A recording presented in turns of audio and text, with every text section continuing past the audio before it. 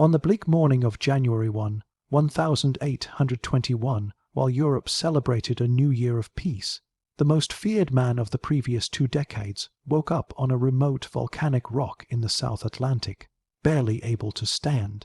Napoleon Bonaparte, once the emperor who redrew the map of Europe and commanded millions, began his final year not in a palace or on a battlefield, but as a sick, isolated prisoner on Saint Helena. This desolate British-controlled island, surrounded by 200 miles of open ocean, was the last place he would ever see, and every dawn brought him closer to the end he feared most, a slow, humiliating death far from France. Napoleon's health had been declining for years, but by 1821 the deterioration was unmistakable.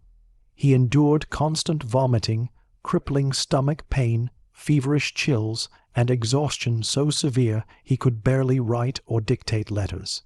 The once restless conqueror whose armies marched from Madrid to Moscow could now walk only a few steps in the damp corridors of *** Longwood House ***, the deteriorating residence the British had assigned him. Its leaking roof, rotting walls, and mouldy floors were a far cry from the palaces of Tuileries or Fontainebleau. Napoleon, who had once lived surrounded by velvet, marble, and gold, now battled cold rain dripping from ceilings and draughts that worsened his illness. To understand the tragedy of his final days, one must first understand the enormous fall that brought him here. Napoleon had risen from obscurity in Corsica, seized power in revolutionary France, crowned himself emperor, defeated Austria, Prussia, and Russia, and reshaped Europe. But after disastrous campaigns and the shattering defeat at Waterloo in 1815, he surrendered to the British, believing they would exile him to a mild climate like Italy or England. Instead, they sent him to one of the most remote places on earth. It was a calculated political decision. On Saint Helena, escape was impossible. There were cliffs instead of beaches, British warships instead of allies, and a harsh tropical climate that would slowly corrode the health of any prisoner.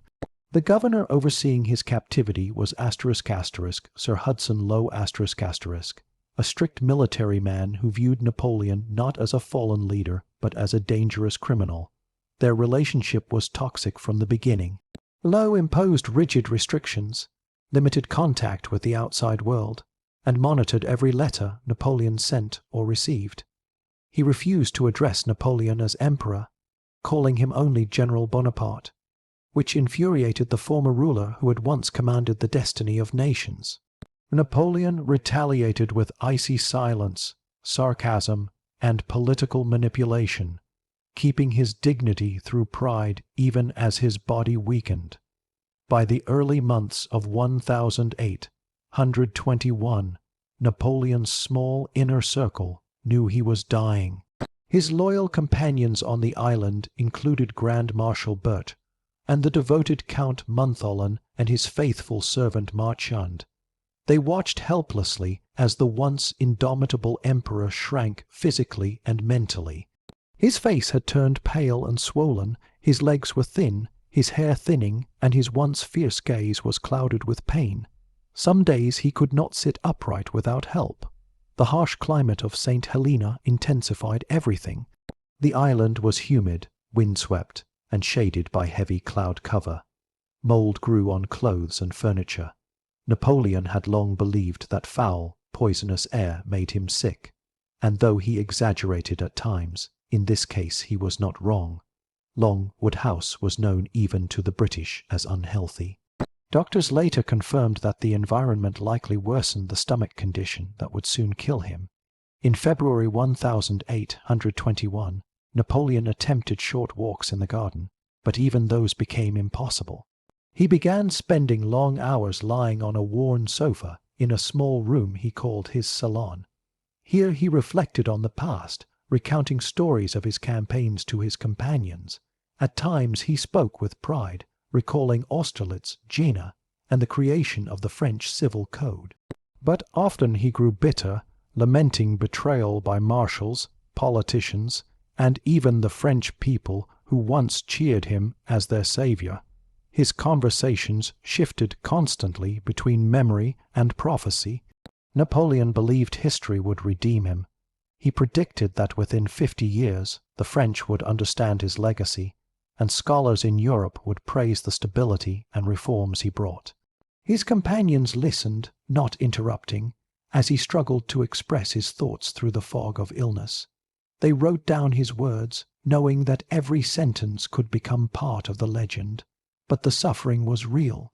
His stomach pains grew sharper, and he alternated between chills and burning fever. He could barely stomach solid food, and survived mostly on weak broth, tea, and occasional wine. Vomiting became so frequent, he kept a bowel nearby.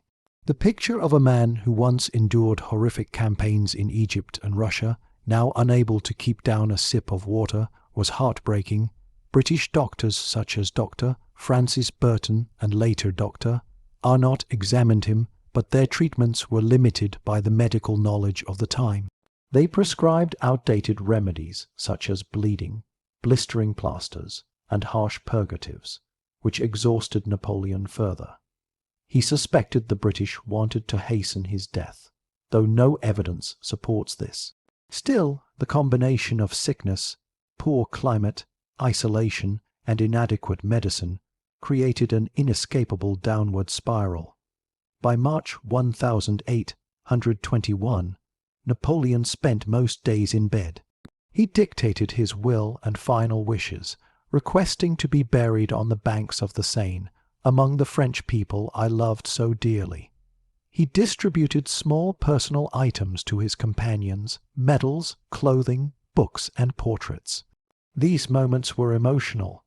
Even the hardened Bert, and cried when Napoleon spoke of his son, the young Napoleon Roman II, whom he had not seen since 1814.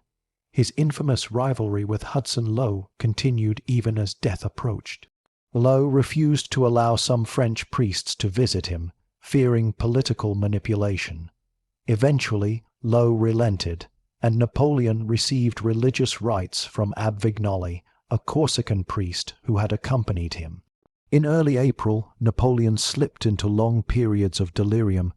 He sometimes imagined himself on a battlefield shouting commands. At other times, he muttered the names of loved ones from his past. His companions rarely left his bedside, fearing each breath might be his last. By mid-April, the fear became reality. Napoleon Bonaparte, once master of Europe, had entered the final stage of his suffering. The rest of the world had moved on, but here, in a damp room on the edge of the world, the most dramatic final chapter of his life was unfolding. And what happened next in those last horrifying weeks would become one of the most debated and emotional episodes in modern history. By April 1, 1821, the slow decline Napoleon had endured for years transformed into a rapid collapse.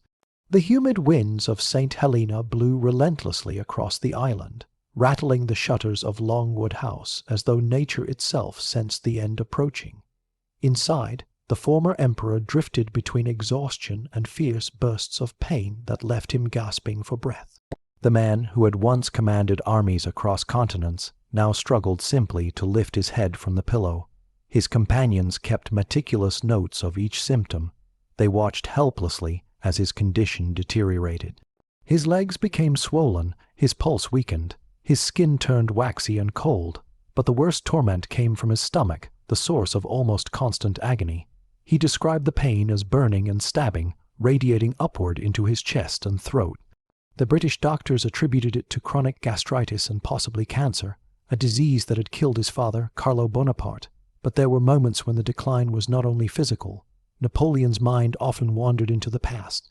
He recalled battles with startling clarity, the fog of Austerlitz, the snow of Eylau, the disastrous retreat from Russia. At times he muttered orders as though reliving a campaign. Other moments, his memories softened, turning to Josephine, to his family, to the son he had been forced to leave behind. His companions, standing silently in the dim room, felt as if they were attending both a deathbed and a living chronicle of European history. Despite their loyalty, Napoleon's small circle was exhausted. They barely slept, taking turns watching over him. Count Montholon, who remained closest to Napoleon in his final months, sat at his bedside for hours, adjusting pillows, wiping sweat from his forehead, offering sips of water or broth.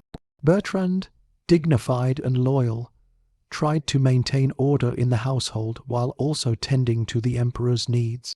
Napoleon's valet march, and performed countless small tasks, each one symbolic, preparing warm compresses, adjusting sheets, or moving objects slightly so Napoleon could reach them without effort. One of the most emotional tasks was bringing Napoleon's cherished items to his bedside.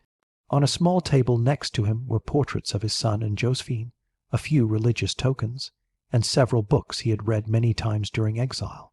Even as his vision blurred, he sometimes asked for one of them to be placed in his hands, as though feeling the pages connected him to his former life. Throughout early April, the tension between Napoleon and the British authorities remained unresolved. Governor Hudson Lowe continued enforcing strict regulations, even as Napoleon lay dying. There were disputes about who could visit him, what could be brought into Longwood House, and how often doctors could enter. Lowe feared that news of Napoleon's worsening condition might inspire political unrest in Europe. To him, the prisoner remained a potential threat even on his deathbed. Dr. Arnott, the British physician attending Napoleon, became increasingly troubled. He recognized that Napoleon needed stronger medical support, possibly surgery, but such options were impossible on Saint Helena. Moreover, Napoleon distrusted British medical treatment, believing it could hasten his death. There was no evidence of intentional harm, but his suspicion was understandable. He had been betrayed many times, exiled twice, and surrounded by political enemies for years. Isolation magnified every doubt. By April 10, Napoleon's ability to move had nearly vanished. His strength failed him whenever he tried to sit up. His speech became slurred. He coughed often, and his breathing grew shallow. At times he seemed unaware of his surroundings, lost in a haze of pain and memory. Yet there were also moments of shocking clarity. On some mornings he whispered orders to his companions, insisting they record his thoughts for the future.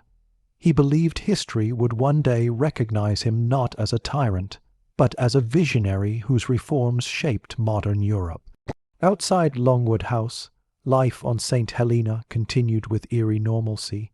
British soldiers stood guard. Ships arrived and departed. Island residents went about their business. But within the wooden walls of Napoleon's residence, the atmosphere was heavy with dread. March and later wrote that even the house seemed to moan at night, as though sharing in the emperor's suffering. On April 15, a violent storm struck the island. Winds howled across the barren landscape, shaking the house so violently that furniture trembled. Sheets of rain slammed against the windows. Inside, lightning illuminated Napoleon's pale, weakened body as he lay in a near-delirious state. His companions feared the storm was symbolic, nature announcing the beginning of the end. The next morning, Napoleon attempted to rise but collapsed back into bed, gasping. He admitted for the first time that he felt death approaching. He asked his companions to ensure he received the last rites of the Catholic Church. Ab Vignali, the Corsican priest who accompanied him, performed a solemn ritual as Napoleon tried to speak the prayers aloud. His voice broke several times, but he completed the ceremony. It was one of the rare moments in which the emperor showed vulnerability, acknowledging that not even his iron will could defy mortality. The days that followed were filled with quiet misery. Napoleon drifted in and out of consciousness. Sometimes he recognized those around him. Other times he seemed lost in visions of past glories. He whispered names no one recognized, perhaps soldiers long dead or childhood friends from Corsica. He called for Josephine, even though she had died 10 years earlier. One evening, as Montholon bent over him, Napoleon asked in a faint voice whether his son would remember him. Montholon, overwhelmed with emotion, assured him that the boy would grow up knowing his father, was one of the greatest men in history. Napoleon closed his eyes and whispered that he hoped his son would avoid the mistakes he had made. Throughout April, Napoleon's physical suffering intensified. His vomiting became more severe. Blood appeared. His abdomen was distended and extremely sensitive to touch. At times he shivered uncontrollably. At others he burned with fever. Dr. Arnott tried giving him medications to ease the pain, but medicine in the early 19th century was limited. All they could do was watch as the illness consumed him. Despite the agony, Napoleon maintained a sense of dignity. He ensured that his will was in order, leaving items to his companions and expressing hopes for France's future. He asked to be buried in France if possible. He repeated that he wished to rest among his people along the Seine River, but there were darker moments. In private, he expressed fear that the British would deny him this last request. He wondered whether he had been poisoned, though he could not prove it. Modern research suggests that his symptoms aligned more closely with stomach cancer than poisoning, but the suspicion reflected the mistrust and bitterness that filled his final years. By April 27, it became clear that Napoleon would not survive much longer. He barely ate. He barely spoke. His eyes, once fierce and commanding, now stared blankly at the ceiling or sank into restless sleep. His companions remained constantly at his side, their loyalty unwavering even in the face of grief. On April 29, Napoleon suffered one of his worst episodes of pain. He cried out, clutching his stomach, his body trembling. Dr. Arnott administered what little medication he had, but it offered only brief relief. Montholon later wrote that this was the moment he realized the emperor was dying in a manner more terrible than any battlefield wound. The island held its breath. Ships in the harbor lowered their flags. Soldiers spoke in hushed tones. Rumors spread that Napoleon was near death. They were right. Napoleon Bonaparte had only a few days left, and those final hours would define his legacy as much as any victory he ever won. By May 1, 1008, 121, Longwood House had fallen into an almost sacred silence. Every footstep was softened. Every door was closed gently. Even the wind seemed quieter, as though the island itself respected the gravity of what was about to unfold. Napoleon Bonaparte, once master of Europe, lay in a dim, airless room battling the last agonizing phase of his illness. The smell of sickness lingered in the air, mixed with dampness from the island's relentless humidity. His companions, exhausted beyond measure, stood guard around his bed like loyal sentinels witnessing the slow extinguishing of a legend. Napoleon's breathing had become labored, deep, rattling gasps followed by long pauses that terrified those watching. His pulse was weak and erratic. His skin had taken on a yellowish pallor, a sign that his organs were failing. His abdomen was swollen and hard, and touching it even gently caused unbearable pain. The disease, whether stomach cancer or severe ulceration, was consuming him rapidly. But the most haunting change was in his eyes. The sharp, penetrating gaze that had once intimidated kings and diplomats was fading. Sometimes he seemed aware of the room, blinking slowly as if recognizing the faces around him. At other moments he stared blankly, lost in some internal landscape only he could see. His companions later said they believed he was reliving moments from his life, victories, betrayals, loves, and regrets, flashing before him as the end drew near. 2 days earlier, on April 29, Napoleon had suffered a violent convulsion that left him barely conscious. After that, he rarely spoke more than a few words at a time. His voice, once powerful and commanding, had dwindled to a faint whisper. Now, on May 1, he drifted in and out of delirium. Sometimes he spoke in French, other times in Italian or Corsican. He murmured military orders as if directing troops on an invisible battlefield. He called out to figures long dead, Desaix, Lannes, Berthier. He spoke the name Josephine more than once, with a softness that broke the hearts of those listening. She had been gone for a decade, but in his final moments she remained deeply present in his mind. His companions were overcome with emotion. Montholon frequently wiped tears from his cheeks. Bertrand, the formal and disciplined Grand Marshal, often stepped outside because he could not bear to see Napoleon suffering. Abbe Vignali, the priest, prayed constantly beside the bed, offering comfort through religious rites. Dr. Arnott continued to monitor him, though he knew there was nothing more to be done. He provided small doses of opium to ease the pain, but even that offered only temporary relief. Arnott had grown fond of Napoleon during the final months, and seeing the emperor like this weighed heavily on him. Despite the political tensions between Britain and Napoleon's followers, these last days brought a fragile sense of shared humanity. Outside Longwood House, British soldiers remained posted, though their usual strictness softened. Some stood with heads bowed.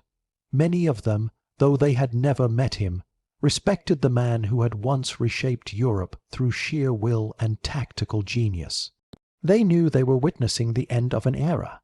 On the evening of May 2, Napoleon's breathing worsened. His chest rose and fell with difficulty, and he coughed weakly between gasps. Marchand kept the room ventilated by opening a window slightly, though cold draughts sometimes worsened Napoleon's chills. A storm gathered on the horizon, the sky darkening as thunder rumbled distantly. Rain lashed the island throughout the night, and the sound of wind against the walls mixed with Napoleon's fading breaths. As dawn broke on May 3, Napoleon slipped into a deeper state of delirium. His words became fragmented. Sometimes he raised his hand as if holding a sword. Other times he clutched the blankets, whispering battle cries. Montholon recorded that at one point Napoleon said, "Armée tête d'armée," a phrase meaning army, head of the army, as though rallying troops once more. It became one of the most famous final utterances attributed to him. In the afternoon, the storm dissipated, leaving the island quiet again, but inside, Napoleon's condition worsened rapidly. His breaths became shorter, more strained. His lips turned pale, his hands grew cold. His companions knew the end was near. Abbe Vignali administered final prayers, and Napoleon attempted to make the sign of the cross, but lacked the strength to complete it. His hand fell back onto the sheets. He stared toward the ceiling as though seeing something far beyond the room. By the evening of May 4, his condition had become critical. He no longer recognized those around him. He muttered incoherent sentences. His heartbeat was faint. His skin was cold and damp. The companions took turns holding his hand, speaking softly to him, telling him he was not alone. At one point during the night, Napoleon suddenly opened his eyes with surprising clarity. He looked around the room, then at Montholon, Bertrand, Marchand, and Abbe Vignali.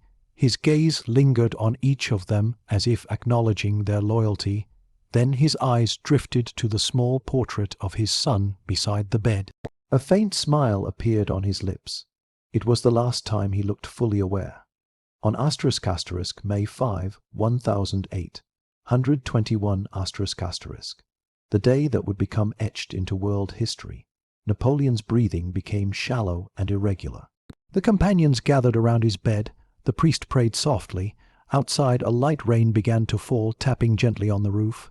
The final moments were silent, solemn, almost surreal. Just after ** 5:15 p.m. ** Napoleon Bonaparte exhaled one last time. His chest fell and did not rise again. His head tilted slightly to the right. His mouth remained slightly open. His eyes closed slowly, as if descending into a final sleep. A profound stillness filled the room. There were no final dramatic speeches, no declarations, no rallying cries. The end came quietly, almost peacefully, after months of agony. Montholon wept openly. Bertrand bowed his head, March, and whispered a farewell. Abbe Vignali recited prayers over the still body. The man who had commanded the fate of millions, who had crowned himself emperor, defeated empires, survived countless battles, and changed the political landscape of Europe, had died on a remote island thousands of miles from the nation he once ruled. Word spread quickly across Saint Helena. Soldiers lowered their heads. Islanders paused in their work. Even Governor Hudson Lowe, Napoleon's longtime antagonist, was reportedly shaken when he received the news. He knew that despite their bitter relationship, history would judge significantly his role in the imprisonment of one of the world's most influential figures. That evening, Longwood House became a place of mourning. The companions washed Napoleon's body, dressed him in his favorite uniform, the green coat of the chasseurs of the Imperial Guard, placed medals on his chest, and arranged him gently on his bed. They set his sword beside him, just as he had requested. Candles flickered in the dim room, illuminating the pale face of the man who had once dominated Europe. Outside, the rain continued to fall softly, as though the island itself mourned the passing of its most famous prisoner. Napoleon Bonaparte was gone, but the story of what happened after his death, the autopsy, the burial on Saint Helena, the future return of his body to France, and the historic debates that followed, was still yet to unfold. When Napoleon Bonaparte died at 5:15 p.m. on May 5, 1821, Saint Helena felt unsettlingly quiet, as though the island paused to acknowledge the passing of a man who had once commanded half of Europe. For those inside Longwood House, however, there was no silence, only the overwhelming weight of grief. His companions, who had endured years of exile by his side, now confronted a reality they had long dreaded, but were never prepared for. Their emperor was gone. Count Montholon collapsed into tears. Bertrand, normally stoic and disciplined, stood motionless, his face pale with shock. Marchand, the valet who had served Napoleon with unwavering loyalty, gently closed the emperor's eyes. Abbe Vignali whispered prayers, his voice trembling as he blessed the body. As the news spread across the island, reactions were varied. Many British soldiers, even those who had once viewed him as an enemy, removed their hats in respect. Officers spoke quietly among themselves about the remarkable life that had just ended. Governor Hudson Lowe, the man most associated with enforcing Napoleon's strict captivity, was deeply shaken. Though he had battled Napoleon politically for years, Lowe understood that the world would soon judge him harshly for how the former emperor was treated. His humanity overpowered his sternness for a moment, and according to some accounts, he stood in silence, acknowledging the gravity of what had occurred. That night, Longwood House became a place of both mourning and preparation. Napoleon's companions washed his body and dressed him in the green uniform of the chasseurs of the Imperial Guard, his favorite. They placed decorations on his chest, including the Légion d'honneur. His boots were polished, his gloves laid beside him. His sword, the symbol of his power and identity, was placed carefully at his side. Candles were lit around the room, casting warm, flickering light over his still face. Those who saw him said he looked younger, as though death had smoothed away the lines carved by years of suffering. But the tragedy was not over. According to British rules, a formal autopsy had to be performed to document the cause of death. Napoleon's companions agreed, hoping the examination would confirm what they suspected, that his illness had been natural, not the result of any British wrongdoing. On May 6, the autopsy began. It was conducted by Dr. Francesco Antommarchi, Napoleon's Corsican physician, with supervision from British doctors, including Dr. Arnott and Dr. Short. Several officers and witnesses were present to ensure transparency. The procedure was long and difficult. When the abdomen was opened, a strong odor filled the room, confirming severe internal disease. The stomach was examined first, and what the doctors found shocked even the experienced surgeons. The organ was severely inflamed, ulcerated, and nearly consumed by a large cancerous lesion. The stomach wall was perforated in places, and the tissue showed signs of chronic deterioration. It became clear that Napoleon had been suffering for years, and that his final months of agony had been unavoidable. Dr. Antommarchi concluded that stomach cancer, aggravated by years of stress and the harsh environment of Saint Helena, was the primary cause of death. Modern historians and medical experts generally agree with this assessment, though debates about possible poisoning persist in some circles. But the condition of the stomach revealed a natural decline consistent with genetic predisposition. His father had died of the same disease. As the autopsy continued, the doctors removed Napoleon's heart, placing it carefully in a silver vase filled with alcohol for preservation. They also removed his stomach for further study. The rest of his body was prepared for burial. That evening, Napoleon lay in state inside Longwood House. His uniform shone in the candlelight, and his sword rested on the white cloth covering his lower body. Hundreds of people, including British officers, local islanders, and even a few sailors, came to pay their respects. Many were surprised by their own emotions. Whether he was viewed as hero or tyrant, there was no denying his immense impact on the world. Napoleon's burial was scheduled for May 9, 1821. That morning, the island was unusually calm. The sky was clear, the wind mild. British soldiers prepared formal processions while French companions dressed in black stood silently beside the coffin. The British government, in recognition of Napoleon's rank, even as a prisoner, allowed him the honors of a general's funeral. The coffin, draped in a simple white sheet, was carried by French and British personnel side by side. It was an astonishing moment. Men who had once fought under and against Napoleon now united to carry him to his grave.